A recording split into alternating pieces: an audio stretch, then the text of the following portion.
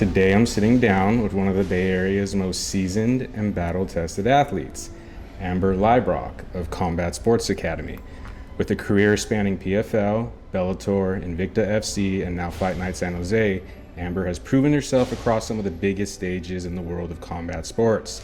A professional MMA fighter and a professional Muay Thai striker, she brings a blend of power, timing, and grit that has made her a fan favorite, including a devastating highlight reel knockout during her time in PFL. Now with a 7-6 record and renewed fire heading into Fight Night 4, Amber returns to the cage under the Scott Coker and Gilbert Melendez banner, representing CSA and carrying the flag for women in combat sports. Today we'll talk career evolution, preparation, and the mindset of a fighter who has fought her way through every stage of the game.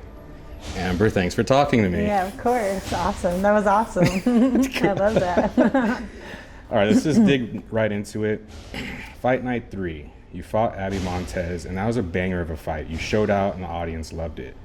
But what I want to know is about that day in the sense of your walkout, the coming out to the ring. I heard the cheering for you. I heard you had your people there in the Bay Area. Absolutely.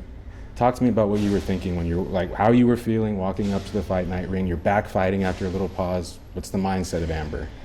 For me, it's always a beautiful thing to fight at home. You know, like, I'm very proud from Hayward. I'm very proud to be from the Bay Area. I think it has shaped the person I am. I think it's shaped the kind of fighter I am. So to be back at home in front of my family and friends and hear the crowd roar like that for me, which I've been very, alhamdulillah, I've been very fortunate to have that multiple times in my career. Yeah. But that one was very, very special because I've been doing this a long time, you know, and I'm with Gil, I'm back with Scott, you know, and me and Gil, we like this. I trained with Scrap Pack for a very long time. Walking to that ring was a lot of feelings. You know, after the season I had in 2023, I barely got 5 minutes of cage time out of all 3 of those fights, and I really just wanted to fight. You know, whether I won, whether I lost, it didn't matter. I wanted to fight 3 rounds. I wanted to go bell to bell, and I knew that Abby was the person to do that with. Abby is super tough, you know, a lot tougher than most women that I've fought. Don't let her record fool you. That girl is here to fight. Respect, she's young, you know, and those Mexican fighters, they got heart. That's something you can't teach. So I was very honored to share that ring with her, and I was very honored to be able to walk out and not just hear them scream for me, but cheer for her as well, you know, because it's big for the 145 women right now. We don't have a lot going on. There's not a lot for us in MMA. There's not a lot for us anywhere. So it's very important that us featherweight fighters, like, when we do fight, we put on, and we did. Yeah, no, that because I've known you for a bit from when Gil was teaching at CSA, and I know that you're Bay. You have that Bay Area vibe and energy, and I love it. When we go to, I always tell y'all, when we go to CSA, you know, I'm like, Amber's dope, bro. Yeah. Amber's a real one. She's cool. So, Thank you. And seeing you fight, that was the first time, I think, that was the first time I'd seen you fight at an event. And I definitely, when the roar and the crowd was for you, I could hear it, dude, and that was dope. I was happy for you. Thank you. Yeah, no, it's a beautiful feeling, and I hope that every fighter, whatever the stage, beginning, middle, end, gets that feeling at least once in their life to fight in front of their family and friends in their hometown. Yeah. You have fought on PFL, Bellator, Invicta FC, now Fight Night San Jose. What does this next chapter with Fight Night represent for you at this stage of your career? To fight, you know, I've had a very beautiful career. I went very fast, though. I've fought the best in the world. There has not been a challenge that I've not taken, where I've fought in girls with 20 fights and I had 3. I've just fought Larissa Pacheco, which was #1. I'm ranked number 30. There's just never been a challenge I haven't taken. And with MMA at the end for me, my new goal with Muay Thai is to accomplish the things that I wasn't able to in MMA, and that's fight. And that's what I've come to do. I like to fight.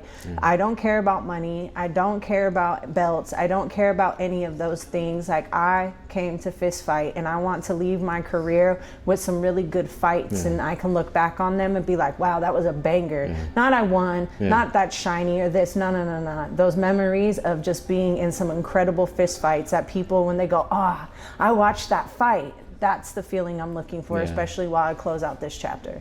I was just talking with a homie not too long ago, and I'm not a fighter, right?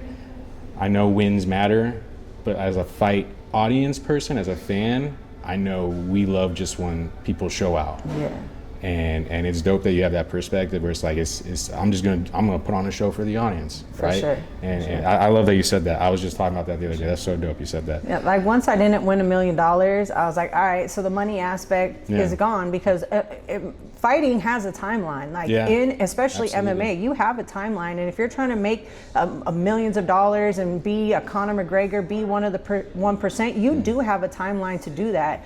But that doesn't mean that your love can't still be there if that part is over. You know, I've got other things I'm venturing into outside of fighting, you know, with my coaching and things like that. What's on next? But right now, like, I'm still young, my body's still, I have less than an hour of fight time in my entire career. Every fight I've ever been in is pretty much finished in the first, or I finished them in the first, you know? So I've got no wear and tear. I've still got some good bangers in here, and I'm ready to let them have it. It's fair to say it's not just like a job. This is a lifestyle. For sure. It's a lifestyle, the real martial arts, Yeah. I love that vibe. Yeah, because even when we're done fist fighting, like jiu-jitsu still, like it never stops for us. People who are true combat athletes that love to do it from our soul, not doing it for money or fame or Instagram or to be popular, but do it because it saved my life. You know, it took me off the streets, it brought me positivity, it brought me structure, and I will forever give my life to fighting for that, because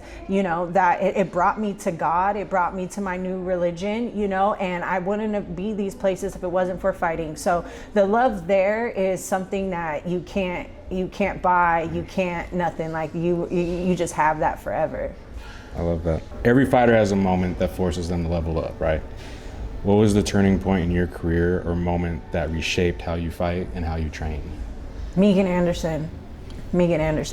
That will forever, and whatever my career's been like after that is whatever, but Megan Anderson brought me here to Combat Sports Academy. Megan Anderson showed me that there were levels. Megan Anderson showed me so much, and that's when I started taking my fighting serious. That's when I started to change how I ate. That's when I completely stopped drinking, completely stopped partying, completely stopped doing everything, because I got my ass beat. And I did it in front of, and my grandmother was there. It was just a moment that was terrible for me, but at the same time I almost needed it, because it did reshape my thought process on everything. For young women watching you compete, women who want to step into combat sports, what do you feel is most important for them to hear from someone who's lived it? Pick a good coach. Like, stay away from creepy people. You're nobody's punching bags. Don't ever feel like because you're a girl in a male dominant sport that means that men get to beat up on you or tough love you or anything like that. Find a place where you feel comfortable. Find a coach that's going to help you no matter what.